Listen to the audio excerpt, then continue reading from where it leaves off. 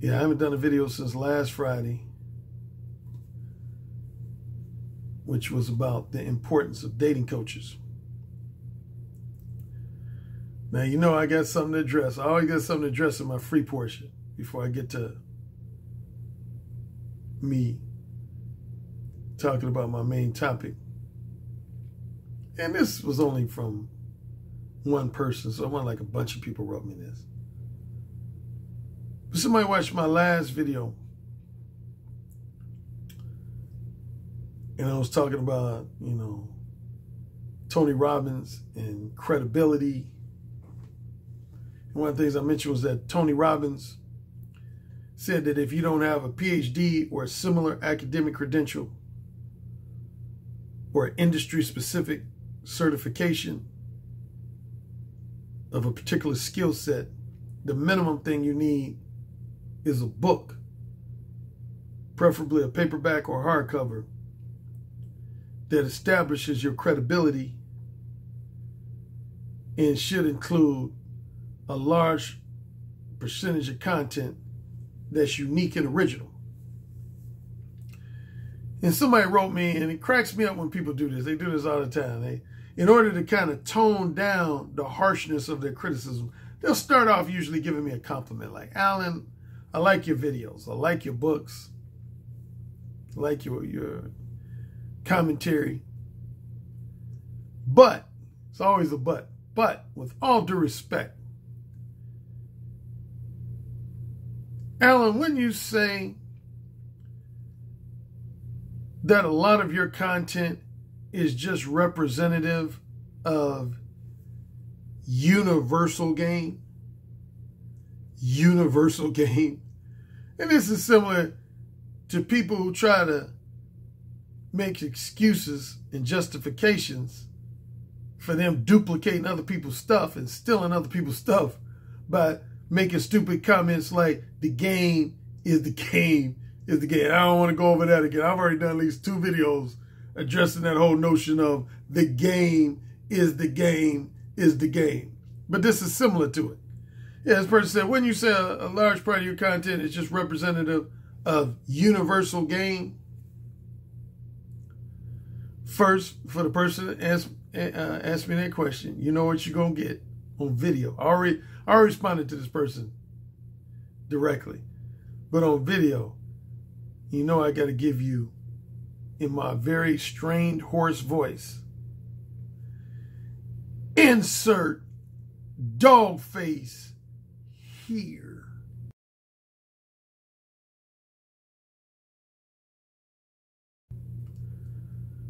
Let me break it down to you guys who are young, naive, and impressionable. And see, y'all lucky I'm still getting over my cold and flu and I got a strained voice, because you ain't got to worry about me yelling at you, raising my voice too much. But I'm going to just break it down in simple terms. There's no such thing as universal game. There's no such thing as universal game.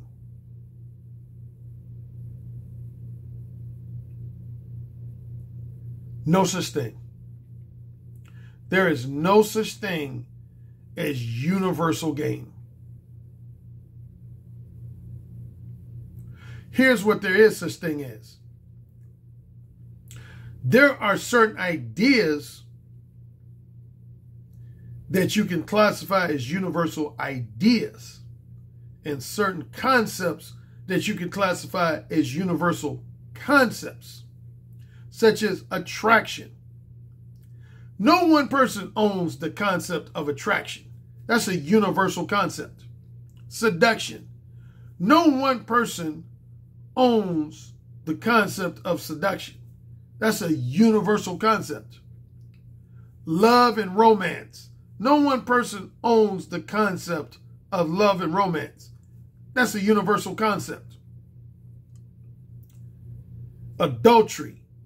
Infidelity. No one person owns the concept of adultery or infidelity. That's a universal concept. Jealousy. No one person owns the concept of romantic or sexual jealousy. That's a universal concept. So you can have a dating coach or a relationship advisor or a pickup artist that can incorporate and include universal ideas, universal concepts, and some universal terminology. Like there's some terms that are universal, like good girl, slut, which I'll get to in a second, whore, gentleman, asshole, jerk, husband, boyfriend, wife, girlfriend, fiance. Those are all universal terminology. No one person can claim ownership over those terms because they're universal. So as a dating coach or relationship advisor or a pickup artist, you can include and incorporate universal ideas, universal concepts, and universal terminology when you do your teaching and coaching.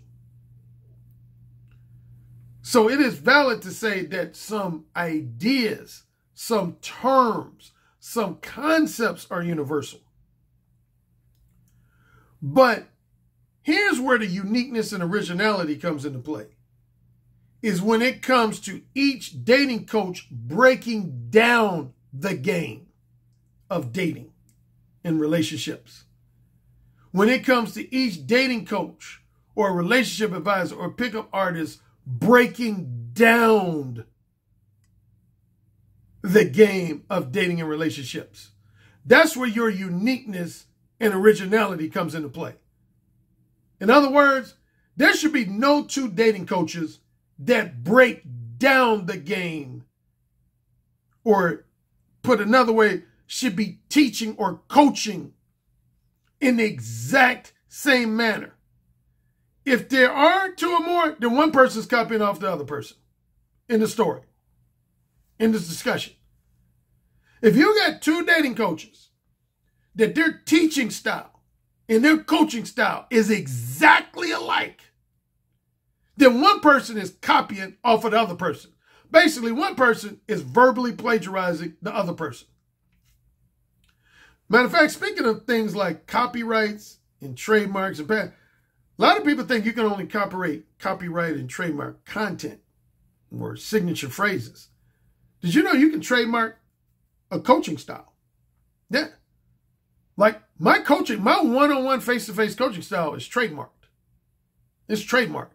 That means if anybody was to try to do one-on-one face-to-face coaching exactly like me, I could take them to court and sue them. I know at least a couple other people have that. Stephen Covey, well, he's passed away now, but he has an institute called the Covey Institute. He's the author of the book, The 7 Habits of Highly Effective People. Yeah, his workshop coaching is trademarked, which means nobody can conduct a workshop just like Stephen Covey, or they risk being sued. Brad Blanton, author of the Radical Honesty. Same with him. He does these international workshops. His workshop and coaching style is trademarked, which means if you were trying to conduct workshops exactly like him, you would risk being sued and taken to court. That's what copyrights protect for a book author like myself. Copyrights do not, and I've mentioned this before, this ain't the first time I've mentioned this, copyrights do not protect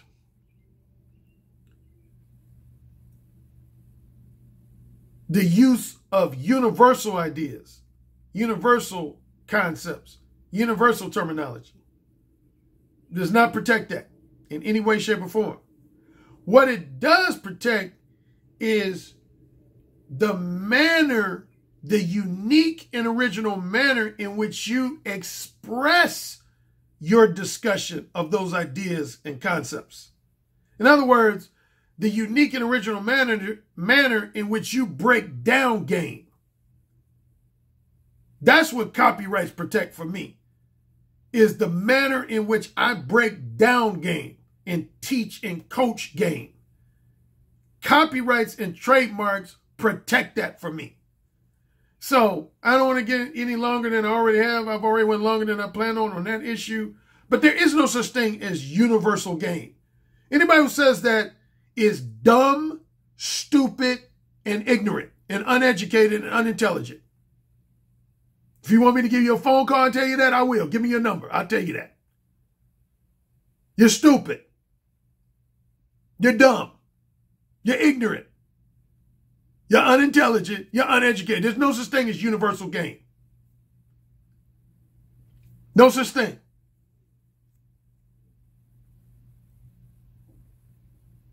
There's only universal ideas, certain universal terms, and universal concepts. But as I mentioned before, I always use the example, me and David X. Me and David X both teach the general concept of direct verbal gain. Direct verbal gain. Which again, that's a universal concept. Direct verbal gain. I have no ownership over direct verbal gain in general. That's a universal concept. Direct verbal communication skills is a universal concept. But if you were to go to a workshop led by David X and go to a workshop led by me, they're going to be, our teaching and coaching styles are totally different. I've heard David X teach, and he's heard me teach.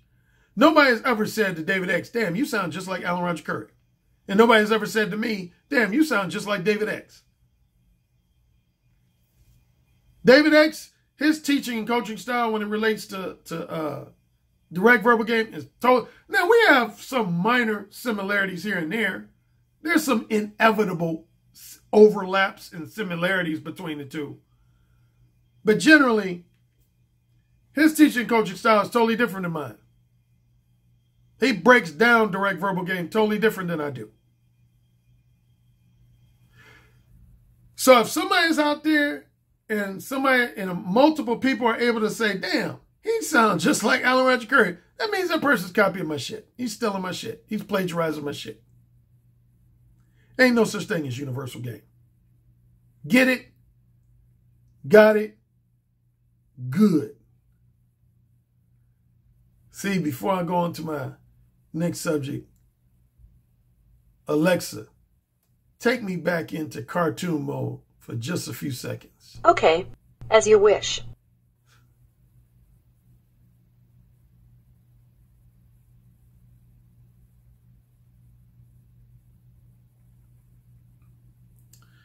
All right. Back to real life. Back to reality. If that is what you really want, King Alan. Back to life. Back to reality. Thank you, Alexa. Mode 1. All right. Now, there's a term I've used once or twice before on my YouTube videos. And I'm guilty of this term. Some people are. There's a term known as pedantic. Pedantic. What does it mean to be pedantic? That means you're very meticulous. Speaking of terms, words and terms, you're very meticulous on how terms are used. Matter of fact, for my longtime followers, they know that the first major place on the internet you can say the first major place I made a name for myself on the internet was a message board and discussion forum called AskMen.com. AskMen.com. And there was a discussion when I was talking about PUA hate, where I was saying most message boards and discussion forums usually have 4 categories of guys. Regular posters, semi-regular posters, occasional posters, and lurkers. Regular posters, semi-regular posters, occasional posters, and lurkers. Like on PUA hate, for example, I was an occasional poster on PUA hate. When I first got on AskMen.com, I spent probably 9 months to a year being a lurker.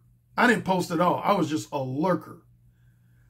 And one of the things that made me start posting was I saw a bunch of men and women using the term player inappropriately. And it bothered the shit out of me. Oh, bothered the shit out of me. And y'all should know from my videos in 2017, I don't know so much in the last year and a half, but definitely 2017, I did at least 2 or 3 videos about the term player. Because see, a lot of men think that any man who's a womanizer is a player and all players are womanizers. Not true. Not true. Not true. There are at least 2 types of womanizers, which would be honest womanizers and dishonest womanizers. There's honest womanizers and dishonest womanizers. A player is an honest womanizer. In other words, a true player is a guy that, say, has 4 fuck buddies and all 4 of his fuck buddies know he fucking other women. They might not know the names of those other women he fucking. They might not know the faces of those other women he fucking. In some cases they might, but in most cases they don't. But at minimum, they know that he's sharing his dick with other women. That's a true player. And again, I covered that on at least 3 videos in 2017. That's a true player, man. Is when you fucking multiple women and each of the women you fucking know you fucking other women. That's a true player. A lying womanizer is not a player. That is not a player. Even though some people inappropriately use that term to apply it to a lying womanizer, such as some of the people at AskMan.com did back in 2002. But that's not a player, man. Ask any woman if you don't believe me. Women will tell you. Women themselves will tell you. Most women who are intelligent. A lying womanizer, that's what most women call a dog or a pig. That's what most women call a dog, a pig, or a sleazeball. Speaking sleazeball, you know that's Alpha Male Strategy's favorite term. Sleazeball. Speaking of originality, there's 2 things I'll give Alpha Male Strategies kudos for being original. Even though he be biting a lot of my content from my book, The Possibility of Sex, and everybody knows it. Everybody knows it. I had a guy just recently got my Possibility of Sex audiobook, and he wrote me, just like a bunch of other men have. He said, damn, man. He said, Alan, do you realize how much stuff that Alpha Male Strategies be repeating from your book, The Possibility of Sex? I said, don't even start. I said, I already know. He said, damn, man. He said, I had no idea before I got your audiobook. He said, man, Alpha Male Strategies be repeating a lot of stuff. And I knew where he's going to, second thing he's going to say. From primarily the first 4 chapters. He said, I don't know about part 2 of the audiobook. But he said, definitely your first 4 chapters. He said, man, Alpha Male Strategies be biting off your book big time. But anyway, Alpha Male Strategies has 2 unique things. His sleazeball gang, that's how he describes his listeners and followers and clients, as the sleazeball gang. Second thing is his funny phrase, hey, fellas, you got to fuck these hoes asleep. You got to fuck these hoes asleep. Now, that's, you know, I've accused him of lacking in originality, but that's original. Unless somebody else came up with that before he did. I don't know. Maybe somebody did. But I like that. Fuck these hoes asleep. So that's an AMS original, again, unless somebody else came up with that before he did. But yeah, that's the 3 things that most women refer to as a lying womanizer. A lying womanizer is usually referred to as a dog, a pig, or a sleazeball. A player is an honest, non-manipulative womanizer. An honest, non-manipulative womanizer. That's a player. That's when you can call yourself a true player is when you got 2 or more lovers and each of your lovers know you sharing your dick with other women and they've accepted your program. That's when you can call yourself a true player. So that's Alan Roger Currie's pedantic clarification number 1. Pedantic clarification number 1. Now, pedantic clarification number 2. I hear a lot of men use the term slut and whore. Check on my time if you see me looking at it. A lot of men use those 2 terms interchangeably. Slut and whore. Those are not the same thing. A slut and a whore are not the same thing. They are not the same thing. What's a slut? A slut is a woman that's one of 2 things. A slut is a woman that's either highly promiscuous, meaning that she has a reputation for sleeping with a high number of men in a short-term, non-monogamous manner over a reasonably short period of time. That's definition number 1 of a slut, is a highly promiscuous woman. Second definition of a slut is a woman who's extremely adulterous and unfaithful. Extremely adulterous and unfaithful. That's the second major definition of a slut. It's a woman that's extremely adulterous and unfaithful. So anytime you're highly promiscuous and or you're extremely adulterous and unfaithful, that would qualify you for the label of slut. Slut. And actually, that's not a female specific term. It's most used with sluts, with women, but a man can be a slut. The only difference is most men simply don't care if they're called sluts, but a man can be a slut too. So it ain't just only a woman can be a slut. A man can be a slut. It's just that most men are not negatively affected by that label. A whore, a lot of guys think being a whore also has to do with how promiscuous a woman is. No. Nope. Actually, being a whore has nothing to do with how promiscuous you are, contrary to popular belief. Being a whore has nothing to do with how promiscuous a woman is. A whore has to do with what you demand in exchange for your sexual companionship. That's what represents you being a whore. A whore is representing what a woman demands in exchange for her sexual companionship, most notably money. So if a woman meets Joe Johnson and Joe Johnson invites that woman to have sex with him for free, and she says, no, I'm not interested.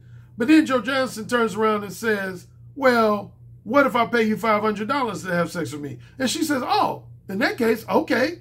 She's automatically a whore. That's a whore. That's a whore.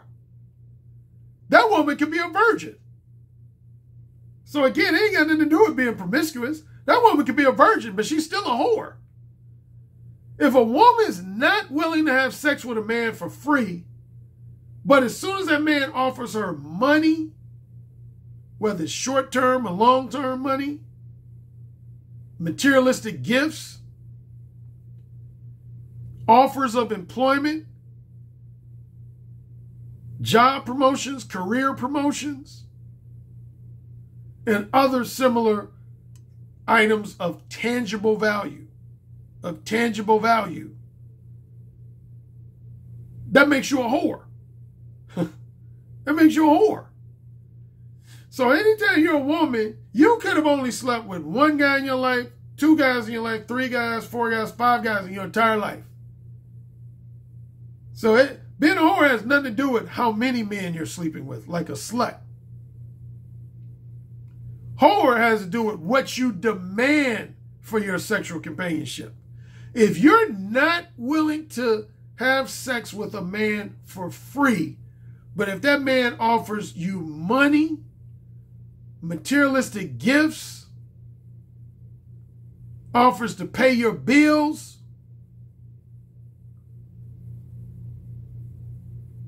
offers to get you a new job, or if you work for him, he offers to give you a promotion, and you say, okay, now I'll have sex with you, that makes you a whore. That's a whore.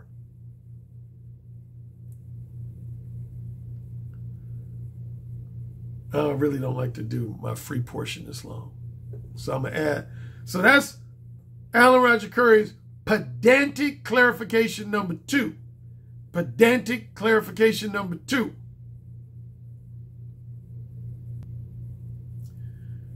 And my third and final pedantic clarification would be between concubine, swinger,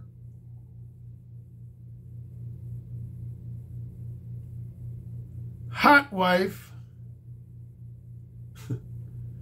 and slut wife. Concubine, swinger, hot wife, and slut wife. All 4 of these terms represent what's known as polyamorous lovers. Polyamorous lovers. What is a concubine?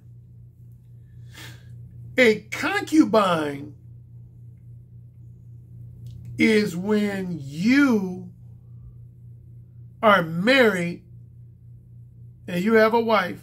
Now, in some countries and cultures, what's known as polygamy is legal. You can have more than one wife. You can have more than one wife.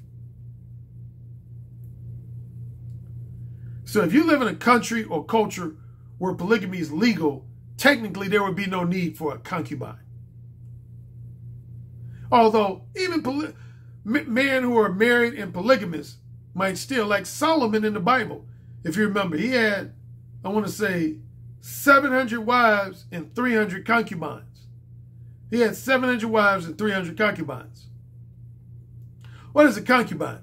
Concubine means simply you have a married man who has an additional lover, that is very respectful and deferential to his wife. Or if he has 2 or more wives, to all his wives. That's a concubine.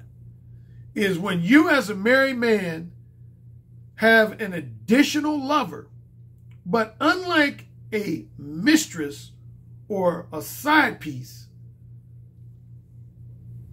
like a mistress or a side piece, that's when you're married. A mistress would be if you're married and you have an additional lover other than your wife, but your wife doesn't know about her. You fucking another woman behind your wife's back. If you're married, that would make her a mistress. If you're unmarried and you say you got a girlfriend or fiance and you fucking another woman behind your girlfriend or fiance's back, that would be known as your side chick or your side piece. If you fucking them behind your romantic companion's back. But a concubine means you have an additional lover and your wife approves of that additional. She knows about that additional lover and she approves of that additional lover. That's a concubine. And in some cases, the concubine lives with you if you're married. Like she might be your maid. She might be your nanny or live-in babysitter. And she looks out for your children plus you fuck her. That's a concubine.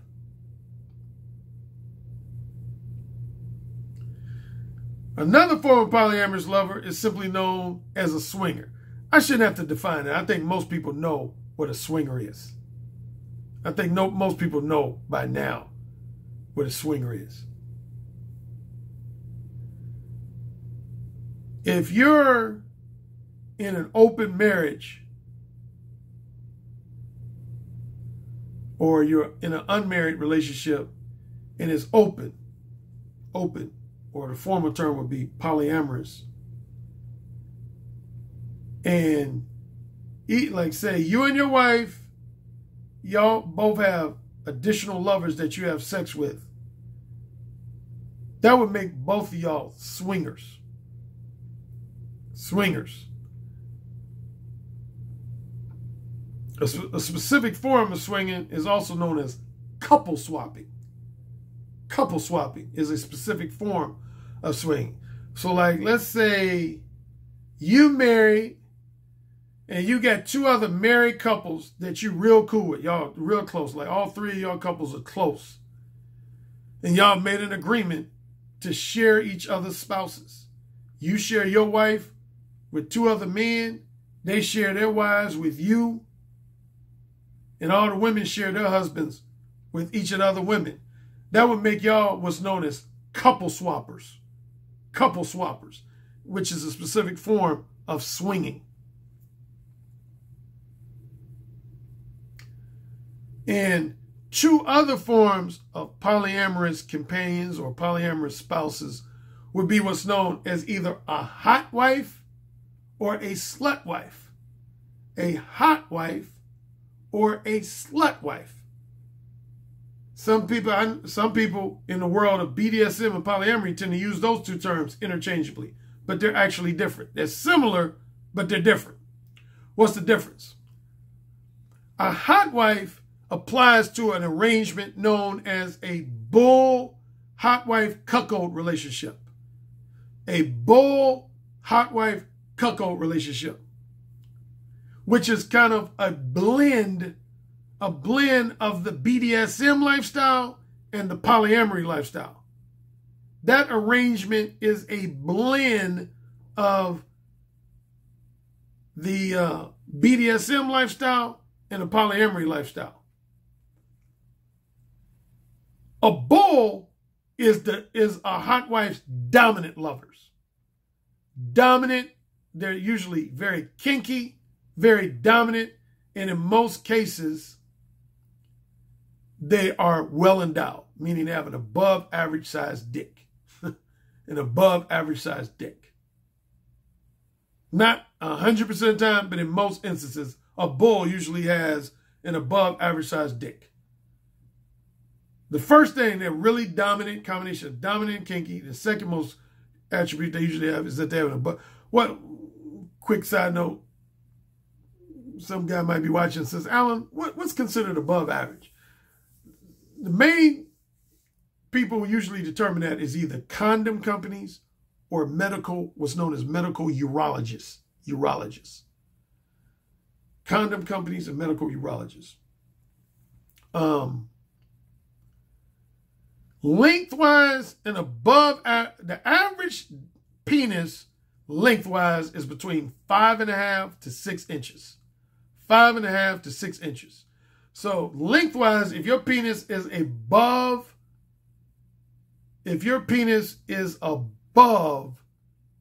6 inches, you have an above average size penis. So yeah, that's length. Of course, the number one tool you would use to measure your penis, of course, is what's known as a tape measure. That's what this is. Tape measure. Tape measure. So yeah, 6 inches. If your penis is 6 inches or above, according to most condom companies and urologists, that means you have an above average size penis in terms of length. In terms of length. If your penis is less than 5 inches, that means that's generally considered less than average. Your penis, when your penis is fully erect, if it's less than 5 inches, that means you're anywhere from slightly below average to it could be significantly below average. And between 5 and 6 is considered average. If you're between roughly, I'd say 5 and 6 inches, that means you're average. You're not above average, you're not below average. You're about average in terms of length. Now, the second measurement, of course, of penis is thickness, or what's also known as girth. Thickness or girth. And that's simply when you take a tape measure and you wrap it around this way. You wrap it around your dick. And according to most condom companies, what is below average, average, and above average thickness-wise? The average thickness of a penis is between roughly 4 and 5 inches. 4 and 5 inches. So when you wrap a tape measure around your dick, if your dick is no thicker than 5 inches and no less than 4 inches, that means your dick is average in terms of thickness. It's roughly average. If your dick is larger than 5 inches, that means you have what's known as a thick dick, a fat dick, a girthy dick. If your dick is above 5 inches in terms of thickness. If your dick is below 4 inches, that means you have a less than average size dick.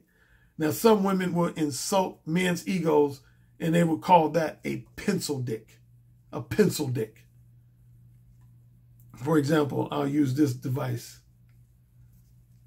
This measures about, this is some body lotion from a hotel, and it measures at 3 inches, about 3 inches. So this would be below average. So if you got dick about the size of a lotion bottle from a hotel room, that means you got what some women would call a pencil dick. Now, I wouldn't want to be that insulting with men. You just have a below average dick in terms of thickness. If your dick is about as thick as a lotion bottle, average, what would be about average is somewhere between 4 and 5 inches. 4 and 5 inches. Let me see here.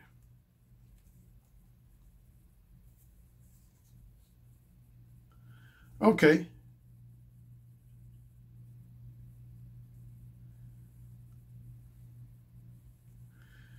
This container is roughly 4.5. This is 4.5 inches. This container is 4.5 inches. If your dick thickness-wise is about the size of it, that means your dick is average. It's not above average. It's not below average. It's about average. Your dick is about as thick as this. Is average. Anything above 5 is considered big. So I'm measuring a bottle of jojoba oil, and this is 6 1/4 inches. This jojoba oil is 6 1/4 inches. If your dick is about this big, which is 6 1/4 inches thickness-wise, that means you got a thick dick, what women call a fat dick. Now, some people might think bigger is always better. That's not true. Most women will tell you that. In the same way your dick can be too small, your dick can be too big too. Trust me. I've had women tell me about that. Sometimes, like, if you had a dick as big as this bottle of vitamin water, you think any woman gonna let you put that in her pussy? Seriously? Real talk. You think any woman gonna let you put that shit in her pussy? Fuck no. You might find about 2% of women in society will let you put some shit if your dick is as thick as this bottle of vitamin water in their pussy. Most women be like, get that shit away from me. Because it causes too much pain more than pleasure. So, yeah. Anyway, I kind of went on a segue about thickness. What I was talking about originally was I was being pedantic. I was saying that a hot wife, a bull, The number one thing that usually makes a woman select a guy as a bull is he's kinky, dominant, and well endowed. A cuckold is usually a guy that's very passive, submissive, and even more so masochistic. Masochistic. What does masochistic mean? That means you get off on being disrespected, verbally abused, and physically abused. If you get off on being disrespected, verbally abused, and physically abused, that means you're a masochist. You're a masochist. There are men who are masochists. They tend to go to a woman that's known as a dominatrix. And there are women who are masochists. They come to a guy like me, a professional dominant sir. I'm the male equivalent to a woman being a dominatrix. Yeah. So some people are masochists, but yeah, a cuckold is a man who's at minimum, very passive and submissive, and usually along with that, financially generous. And in most cases, he's masochistic. And he usually has, not in every case, but sometimes, or I say most of the time, he has a less than average size penis. But that's not 100% true. Believe it or not, there have been situations where a bull dick was not bigger than the cuckold's dick. So it does happen. Sometimes the bull's dick is not always bigger than the cuckold's dick. It's just that he's more dominant than the cuckold. The cuckold's basically a bitch. He's a male bitch. He's a pussy. So it's not always about the dick size. Although I would say in most instances it is. But it's not always about the dick size. Like, I admitted this, real quick story. I admitted this on Blog Talk Radio one time. I remember one time I was fucking a woman who was cheating on her live-in boyfriend. And while we were fucking, she admitted to me that her boyfriend's dick was bigger than mine. Which, I ain't gonna lie, at the time, I was in my 20s, kind of lightheartedly traumatized. But I was like, what? Another man with a bigger dick than me? Alan Currie, are you serious? But it kind of tripped me out because my attitude kind of was like, okay, if his dick is big enough to satisfy you, how come you cheating on him with me? And she ended up telling me. She said, there was 2 to 3 reasons she actually gave me, but one had to do with dominance. She said, he's not as dominant as you. She said, he's not as verbally kinky as you. And I think the third thing was, she said he was a lazy fuck. I talk about that in Possibility of Sex. I say, you never want to get to a point where you become a lazy fuck, because that's when your wife or girlfriend is going to start cheating on you. Yeah, she said he was a lazy fuck. But yeah, she told me she was cheating on her boyfriend with me, but she said, my boyfriend's dick is both longer than yours and thicker. I said, damn, both? She said, yeah, it's a little longer and thicker than yours. But she said, I like fucking you more. Because she said, you're way more verbally kinky than he is. You're way more dominant than he is. And she said, he's a lazy fuck. Then the final pedantic clarification, similar to hot wife, is what's known as a slut wife. A slut wife. Slut wife is very similar to a hot wife, but different. Slut wife also usually incorporates elements of both BDSM and polyamory. The difference is a hot wife is very dominant with her spouse or her romantic companion, i.e. her cuckold. She's very dominant with him. Usually she's very disrespectful and verbally abusive towards him. Slut wife is just the opposite. A slut wife is a woman who's either married to a man or she might be in an unmarried relationship, and her husband basically just gets off on sharing his wife, fiance, or girlfriend's pussy with other men. He's what's known as a voyeur. He's a voyeur. There's a difference between a cuckold and a voyeur. Like most swingers, guys who are swingers are both exhibitionists and voyeurs. Same with women. Most women who are swingers are both exhibitionists and voyeurs. Some men are just voyeurs, but they're not submissive voyeurs. They could be a dominant voyeur. And that would make their wife, fiance, or girlfriend what's known as a slut wife. A slut wife.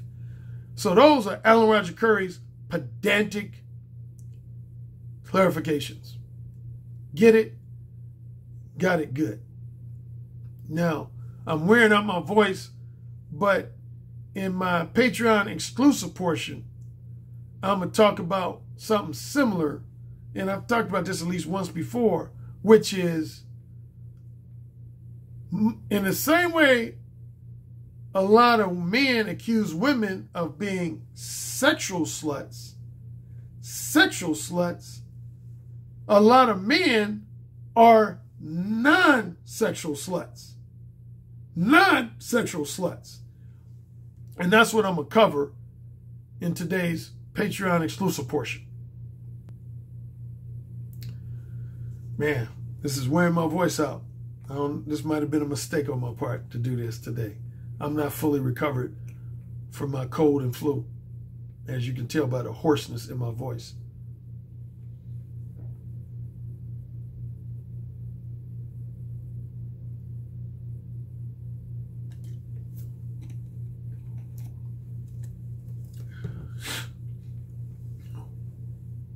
What is the number one reason why most men simultaneously love sluts and hate sluts? Because if we're being real, most men have a love-hate relationship with sluts. They really do. They have a love-hate relationship with sluts. I would say, generally speaking, for casual sex, men love sluts. Most men love sluts for casual sex. When it comes to engaging in short-term, non-monogamous casual sex, the vast majority of men love sluts. They love sluts. But when it comes to having a woman as their wife, fiance, or long-term romantic companion, that's where most men hate sluts. They hate sluts for the simple fact that most men want to own pussy. They want to own pussy. This relates to Dr. Sigmund Freud's Madonna horror complex. Most men want their wife, fiance, or long-term girlfriend to be their personal good girl. What is a good girl? Speaking of pedantic definitions, what is a good girl? A good girl, generally speaking, is a woman that's usually a combination of prudish or semi-prudish, number one, and number two, a woman who generally only engages in sexual relationships with men that are of a strictly monogamous nature.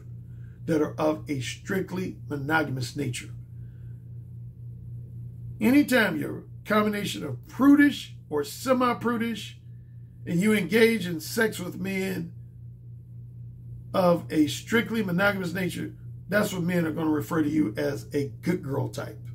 A good girl type. That means you cannot be easily seduced into engaging in short-term, non-monogamous casual sex by a man. That's a good girl. That's another way of putting it. A good girl is a woman that cannot be easily seduced into engaging in multiple episodes of short-term, non-monogamous casual sex with a man. On the flip side, a slut is just the opposite. That's a woman who can be usually very easily seduced into engaging in short-term, non-monogamous casual sex with a man. It's easy for her to be persuaded into engaging in one or more episodes of short-term, non-monogamous casual sex. So men who are very jealous, very controlling, very possessive, they don't want to date. They don't want to be in a long-term relationship with a slut, with the exception of the men I already mentioned. Some men like having a slut wife. Believe it or not, there are. Like a lot of guys who are into swinging and couple swapping, they actually like having a slut wife. They like having a woman with promiscuous and or polyamorous tendencies as a wife, fiance, or girlfriend. Yeah, I know that sounds crazy. I wrote a couple articles about that, about men who actually don't mind sharing their women with other men. There was a movie once, I think it was called Animal Instinct, if I'm not mistaken. It's called Animal Instinct, with this Olympic guy named Mitch Gaylord or something like that. It was about this guy. It was based on a real life story of this police officer in Florida. There was a police officer in Florida who actually got off on watching his wife get fucked by other men. At first, the first time it happened, he got real angry and jealous, but then later on, it started turning him on to the point where he started making his wife bring other men home to fuck her so he could watch and jack off. Yeah, some men get off on watching their women, their wives, fiancés, and girlfriends. That's why you have bulls. That's one reason why you have bulls. Be honest, I've been a bull before. I think most of y'all know that. In my younger years, I've been a bull before. Yeah. That's why if you're black and the guy who hires you is white, they call you a black bull. A black bull. And, yeah. So anyway, that went on a long segue. But, yeah, most men don't like sluts for that reason. Here's the thing about sluts, man. Here's the thing you gotta understand about sluts. A lot of guys tend to look at it strictly as a moral, they relate it to morals, values, and ethics. Morals, values, and ethics. Like if a woman's a slut, they'll say, oh, that woman has no morals. She has no values. She has no ethics. She has no sexual self-control. She has no sexual self-discipline. On a very minor level, that might be true. On a very minor level, that might be true. But here's the thing. Here's the thing. You got to understand about our biological makeup. And I don't want to get too lengthy or too academic, but you got to understand our biological makeup. It's in women's biology to desire cum. It really is. It's literally in a woman's biological makeup to desire your cum. Particularly when a woman is ovulating. Ovulating. That when a woman is ovulating, that means her egg has the strongest desire to be fertilized. Her egg wants to be fertilized. And the number one thing that fertilizes her egg is your cum. So she wants that cum real badly. Now, most women's mothers and fathers instill social programming into them to prevent them from just indiscriminately accepting any man's cum. They want their daughters to be picky and selective and all that. But the bottom line is, as you always hear me talk about women's true sexual nature, women's true sexual nature biologically is they just want cum on that fucking egg. They want it fertilized. They want it fertilized. See, so one of the things that causes a woman to become a slut, here's what causes, in real, I'm going to try to oversimplify it. Here's what causes a lot of women to become a slut. It just ain't simply a lack of morals, or values, or ethics. A lot of women, let's rate dick on how enjoyable the dick is and how satisfying the dick is on a 5-star scale. 1-star dick, 2-star dick, 3-star dick, 4-star dick, 5-star dick. Let's say a woman has had 5 sex partners. And 2 of those 5 sex partners gave her 2-star dick. 1 sex partner gave her 1-star dick. And the other 2 sex partners gave her 3-star dick. Okay? You got that? You got a woman, let's call her Linda. Linda has had 5 sex partners. 5 male sex partners. 1 guy gave her 1-star dick.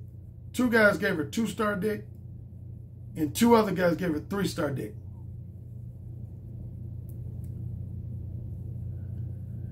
If that woman, if the next guy she meets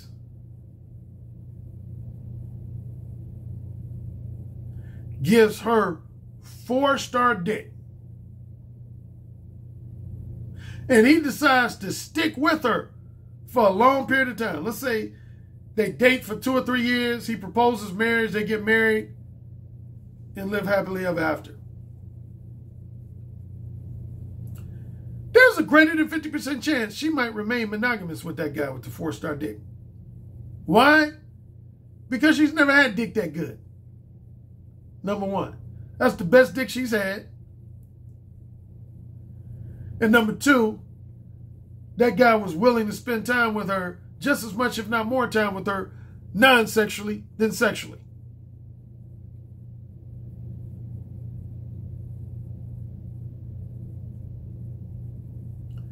But let's take the same woman, Linda, and she had 5 sex partners.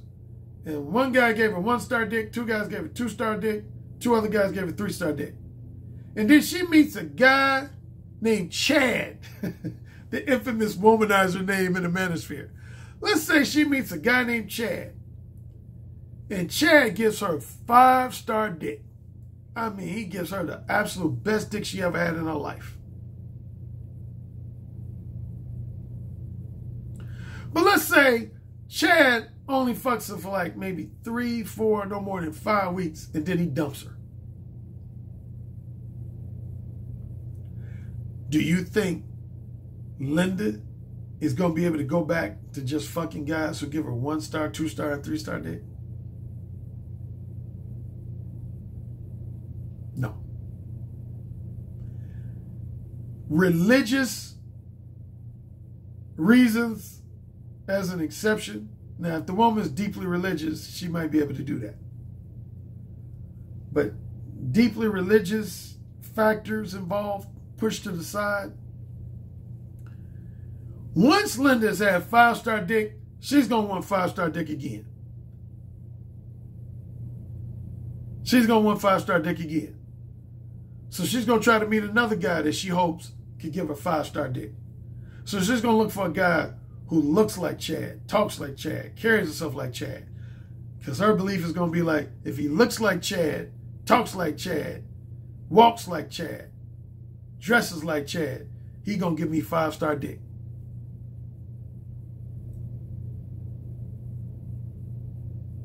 Then say she meets another Chad type, another 5-star dick type. But that guy only fucks her for like 2 or 3 weeks, then he leaves her alone. Then she meets another guy who gives her 4-star, 5-star dick, he leaves her alone. And so on and so on. You just saw the evolution of a slut. You've just witnessed the evolution of a slut. That's how sluts are born. That's how sluts are born. Once a woman gets some really good dick, and the first guy that gives her some really good dick does not stay with her, he ends up dumping her, she's going to be hurt. She's going to be pissed. She's going to be heartbroken. But at the same time, she's going to want some more of that 4-star, 5-star dick. And she's going to go out looking for it. She's going to become an addict for 4-star and 5-star dick.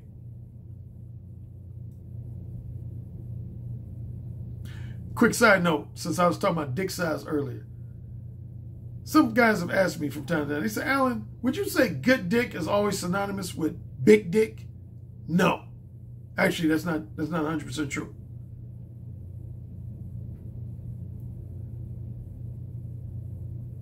Sometimes you can have good dick without necessarily having an exceptionally. Again, sometimes big dick equals bad dick. Women don't like either extreme. If your dick is extremely small or extremely big, that's a turnoff to most women. Women like for you to be kind of somewhere in the middle. They don't like a dick to be extremely small, but at the same time, they don't like a dick to be extremely big. So good, satisfying dick is not always synonymous with having an extremely big dick. You've always heard women say this phrase, it ain't about the size, it's how he knows how to use it. That's not just a phrase that women use. That's actually the truth. You got to know how to use your dick. Some men don't know how to use their dick. A man can have a big dick, but he still could not know how to fuck. Just like dancing. Dancing takes a certain rhythm, certain movements. You got to know how to move that dick. You got to know how to gyrate that dick.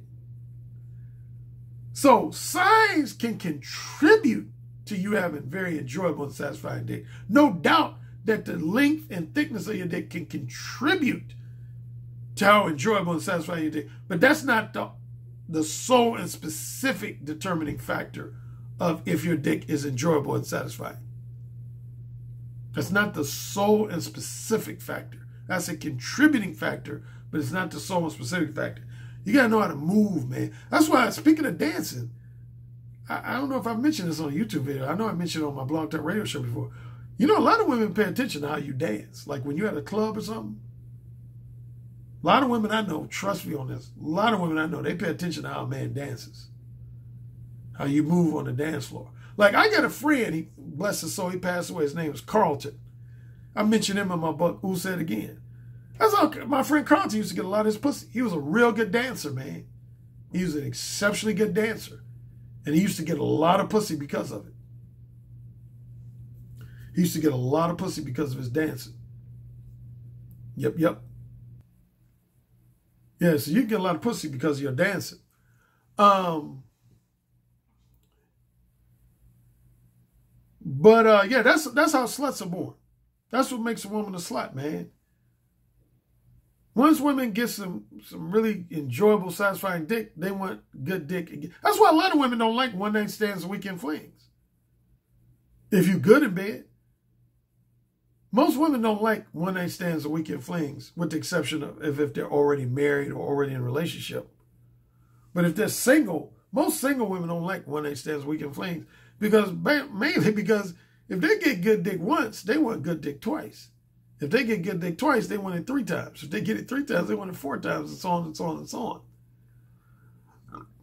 Women don't like to be given good dick and then have that good dick taken away from them. They don't like that shit. Now, switching to men. What's the reason why us men don't like, again, we simultaneously love and hate sluts? We love sluts for the same reason we hate them, actually. We love sluts because we're usually able to get them in bed quickly and easily without spending a lot of money on them and without spending a lot of time with them non-sexually. That's the reason why we love sluts. It's because we can get them in bed quickly and easily without spending hardly any time with them non-sexually, and with the exception of tricking, without spending money on them.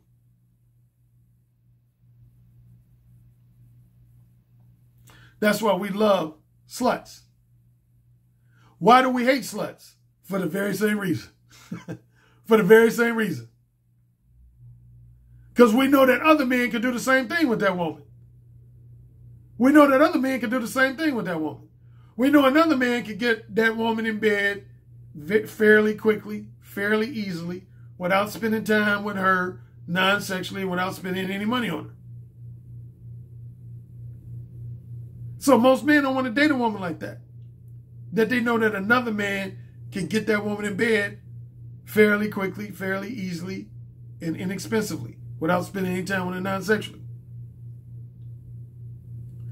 Well, you can say women have the same love-hate relationship with beta males. Women have the same love-hate relationship with beta males.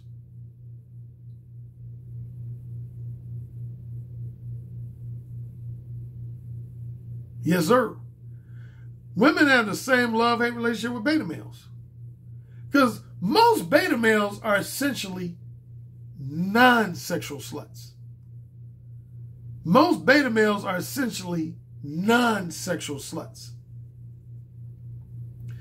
In the same way, a woman who's a sexual slut gives access to her sexual attention and companionship fairly quickly, fairly easily, and fairly inexpensively.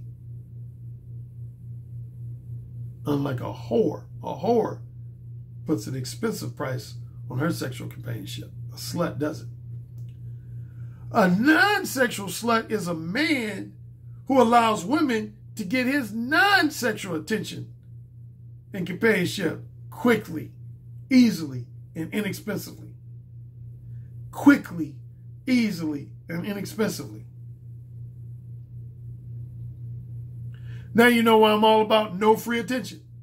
Now you know that's why that's my signature phrase, no free attention. And why I always talk about valuing your non-sexual time, attention, companionship.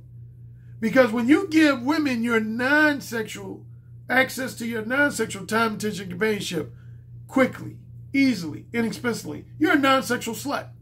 And women are going to simultaneously love you and despise you. They're going to love you, but they ain't going to respect you. Because they're going to feel like any woman who's beautiful or sexy can get your non-sexual time, attention, and companionship quickly, easily, and inexpensively. So you're not going to be intriguing to a woman. You're not going to be as appealing to a woman as an alpha male.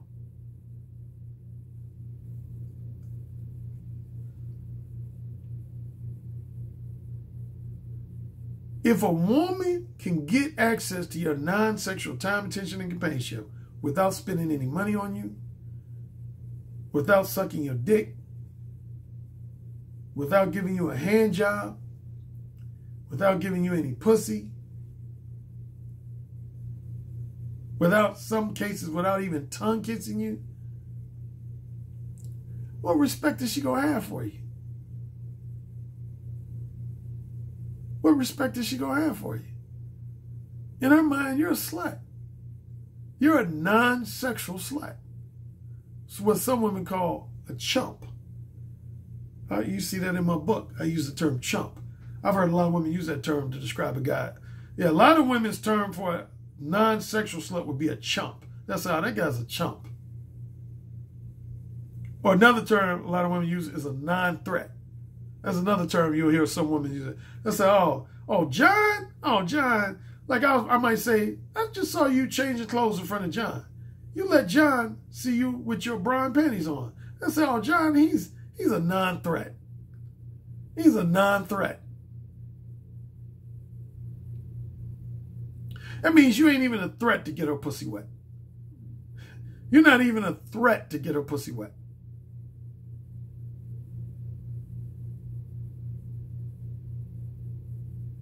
So while you out here passing judgment on women being sexual sluts, you need to take a look in the mirror and ask yourself, are you a non-sexual slut? Are you giving up access to your non-sexual time, attention, and companionship to women fairly quickly, fairly easily, and inexpensively? A woman, again, should always have to pay for your non-sexual time, attention, companionship with either money or pussy. Money or pussy. Get it? Got it? Good. I don't know if you'll see me tomorrow because I might be choosing to rest my voice again. You might see me Friday. At the latest, you'll see me next Monday. All right.